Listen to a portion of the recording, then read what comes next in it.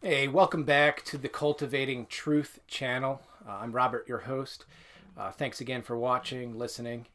One of the things I wanted to do with this channel was to introduce people to great works and great thinkers, great pieces of literature, the stuff that I chew on and find particularly helpful, beautiful, good, and so passing it on to whoever will listen. So, one such writer is GK Chesterton, and this book in particular that I will be reading from is called The Well and the Shallows.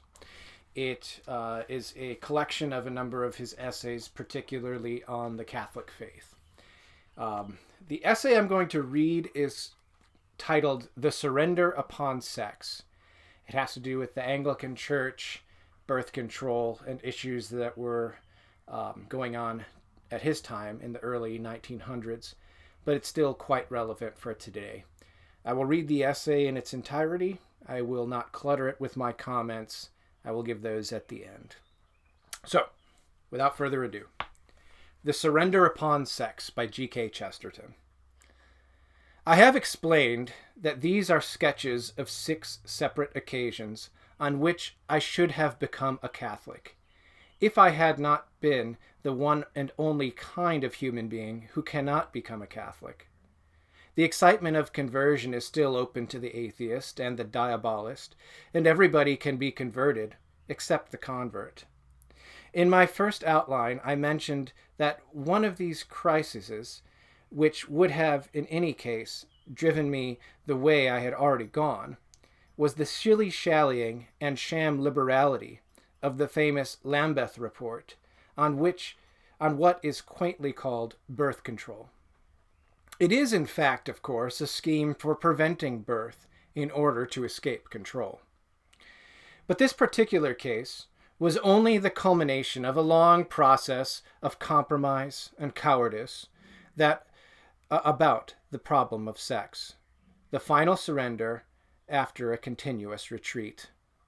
There is one historical human fact which now seems to me so plain and solid that I think that even if I were to lose the faith, I could not lose sight of the fact. It has rather the character of a fact of chemistry or geology, though from another side it is mysterious enough, like many other manifest and unmistakable facts. It is this, that at the moment when religion lost touch with Rome, it changed instantly and internally, from top to bottom, in its very substance and the stuff of which it was made. It changed in substance. It did not necessarily change in form or features or externals. It might do the same things, but it could not be the same thing. It might go on saying the same things, but it was not the same thing that was saying them. At the very beginning, indeed, the situation was almost exactly like that. Henry VIII was a Catholic in everything except that he was not a Catholic. He observed everything down to the last bead and candle. He accepted everything down to the last deduction from a definition. He accepted everything except Rome. And in that instant of refusal, his religion became a different religion, a different sort of religion, a different sort of thing. In that instant, it began to change, and it has not stopped changing yet.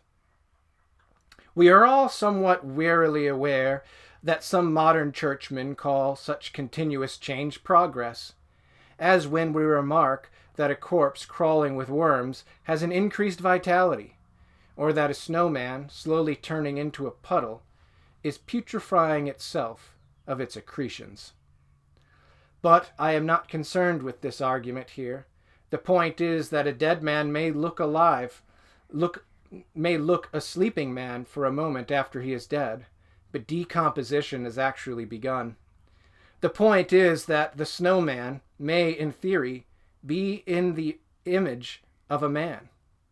Michelangelo made a statue in snow, and it might quite easily have been an exact replica of his own statues in marble. But it was not in marble. Most probably the snowman has begun to melt almost as soon as it was made. But even if the frost holds, it is still a stuff capable of melting when the frost goes. It seemed to many that Protestantism would long continue to be, in the popular phrase, a perfect frost. But that does not alter the difference between ice and marble does not melt.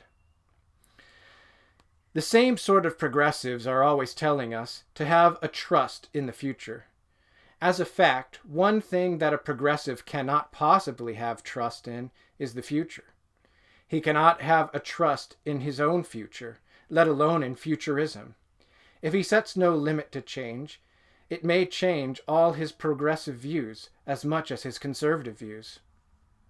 It was so with the church, first founded by Henry VIII, who was in almost everything commonly cursed as popery. Rather more popish than the Pope.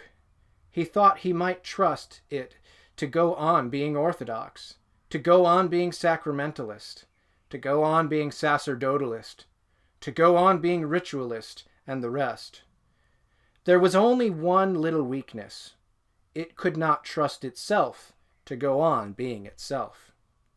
Nothing else except the faith can trust itself to go on being itself. Now, touching this truth in relation to sex, I may be permitted to introduce a trivial journalistic anecdote. A few years before the war, some of my fellow journalists, socialists as well as Tories, were questioning me about what I really meant by democracy, and especially if I really thought there was anything in Rousseau's ideal of the general will. I said I thought, and I think I still think, that there can be such a thing, but it must be much more solid and unanimous than a mere majority, such as rules in party politics. I applied the old phrase of the man in the street by saying that if I looked out of the window at a strange man walking past my house, I could bet heavily on his thinking some things, but not the common controversial things. The Liberals might have a huge majority, but he need not be a Liberal. Statistics might prove England to be preponderantly conservative, but I would not bet a button that he would be a conservative. But, I said, I should bet that he believes in wearing clothes. And my socialist questioners did not question this. They, too, accepted clothes as so universal an agreement of common sense and civilization that we might attribute the tradition to a total stranger, unless he were a lunatic. Such a little while ago.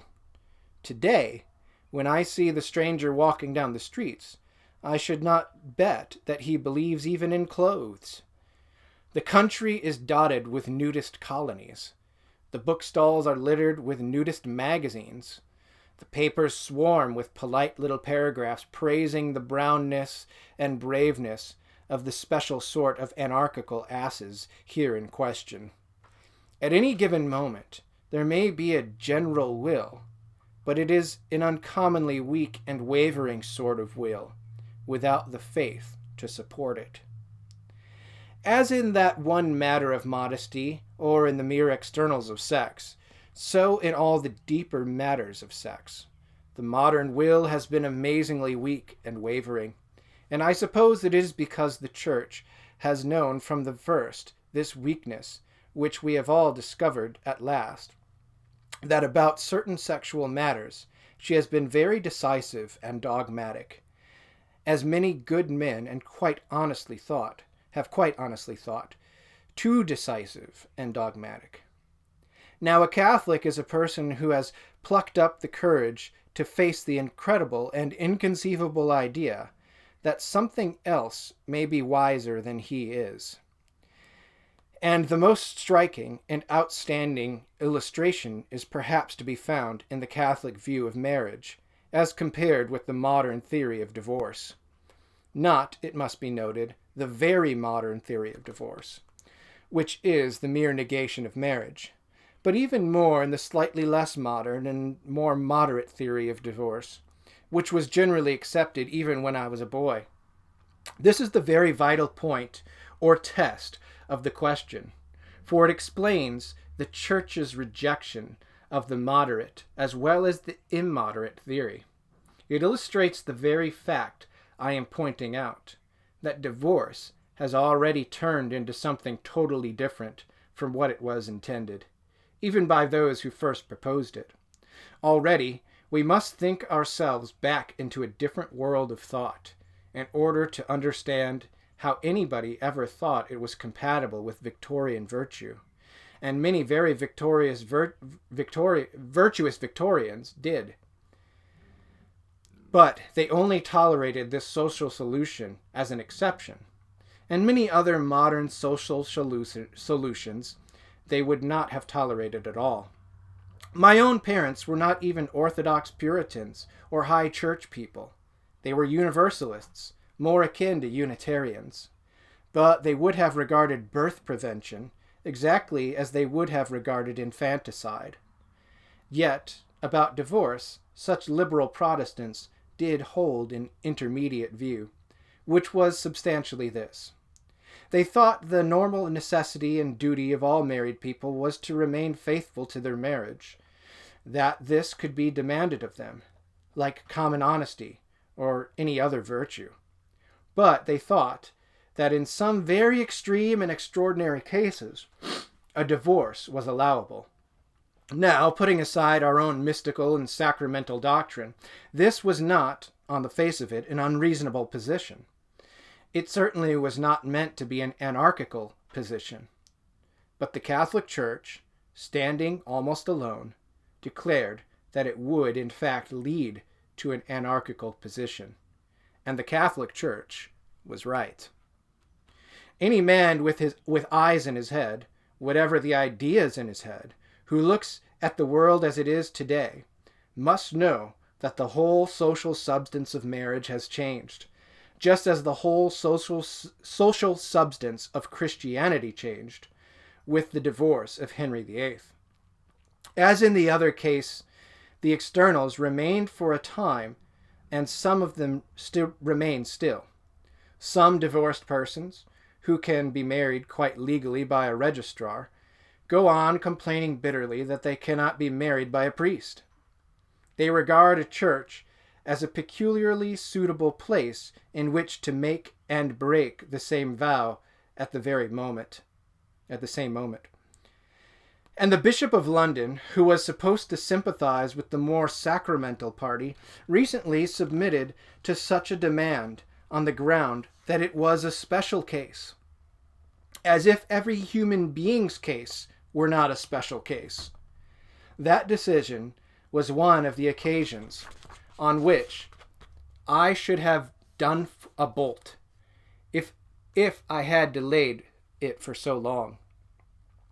But the general social atmosphere is much the most important matter. Numbers of normal people are getting married, thinking already they may be divorced. The instant that idea enters, the whole conception of the old Protestant compromise vanishes. The sincere and innocent Victorian would never have married a woman reflecting that he could divorce her.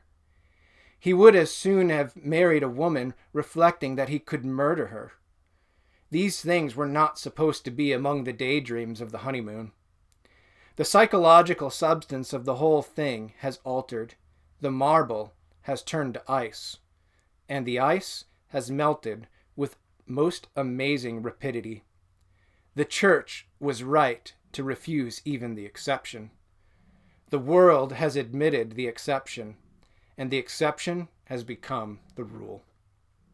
As I have said, the weak and inconclusive pronouncement upon birth prevention was only the culmination of this long intellectual corruption. I need not discuss the particular problem again at this point, beyond saying that the same truth applies as in the case of divorce. People propose an easy way out of certain human responsibilities and difficulties, including a way out of the responsibility and difficulty of doing economic justice and achieving better payment for the poor. But these people propose this easy method in the hope that some people will only use it to a moderate extent, whereas it is much more probable that an indefinite number will use it to an indefinite extent.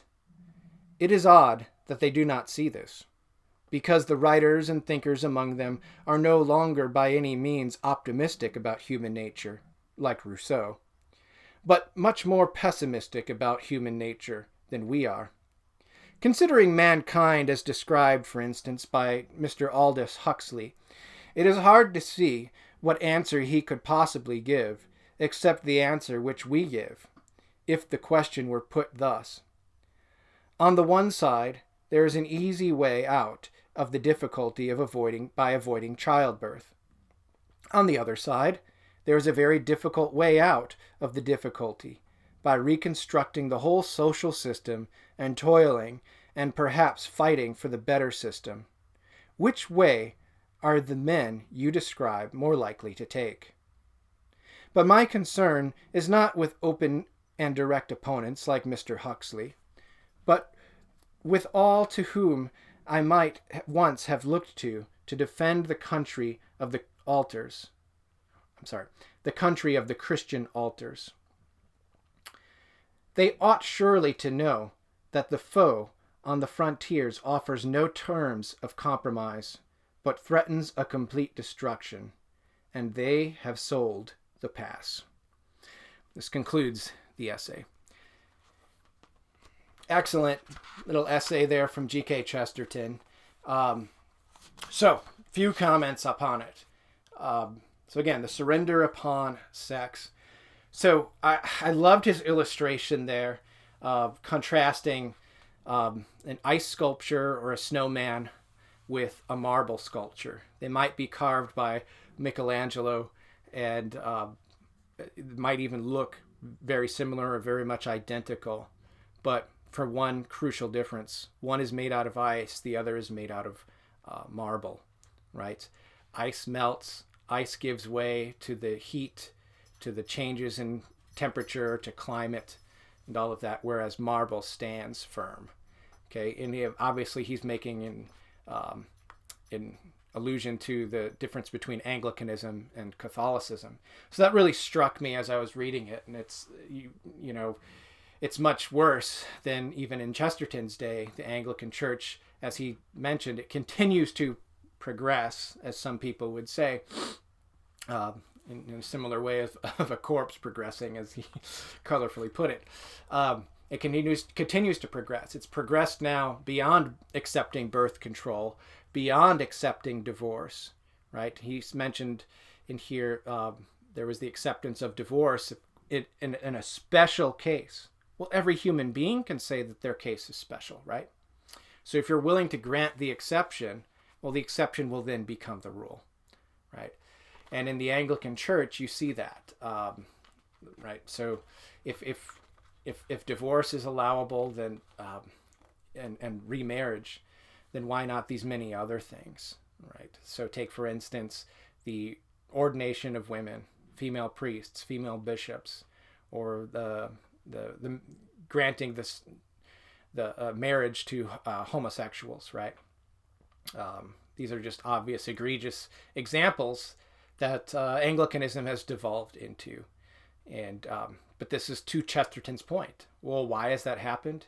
Because it's not the same thing as the historic church.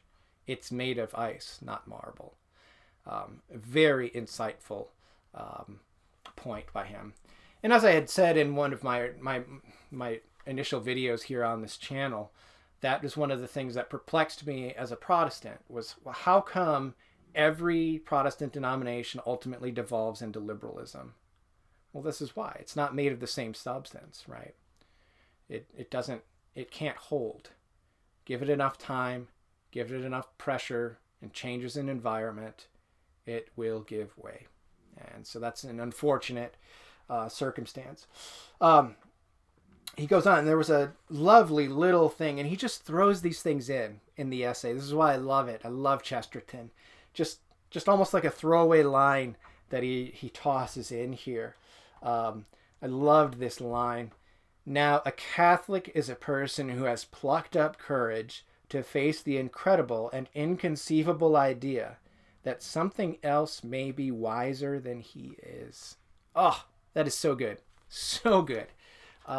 Again,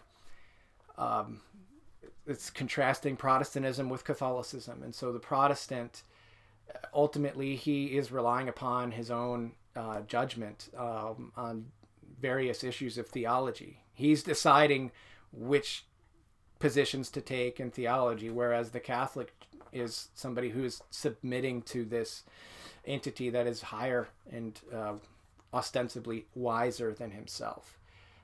So this is the difference that Chesterton saw between really the, I could say, epistemology of the Catholic and the Protestant. So this is really powerful, just kind of thrown in there in the middle of this discussion about birth control and divorce and remarriage, right? Just a great little line, and really powerful. And again, he goes on and explains how, again, every person's case is an exception, right? Every person's case is a unique case. So if you're going to grant an exception, then you're going to go on granting exceptions until the exceptions become the rule. And we've seen that. The acceptance of contraception, the acceptance of divorce, these have been tragic for our society. Chesterton saw it in his own day. He saw where this was going, and he warned against it, that this is why he, if he wasn't already Catholic, that was another little throwaway line, like, if I wasn't already the only type of person who couldn't become Catholic, I would become a Catholic because of this, basically, is what he said. So namely, he already is one, right? And excellent insight, though, that this is the normalization of divorce. This is not just an exception. He saw it right there in his day. And he would have made a bolt for the door if he hadn't already been a Catholic. That was his point. Again, great little essay. Love GK Chesterton. I'll be reading some more from him on this channel. Want to get more of his work out there for people to enjoy. So, God bless you, and may Our Lady keep you.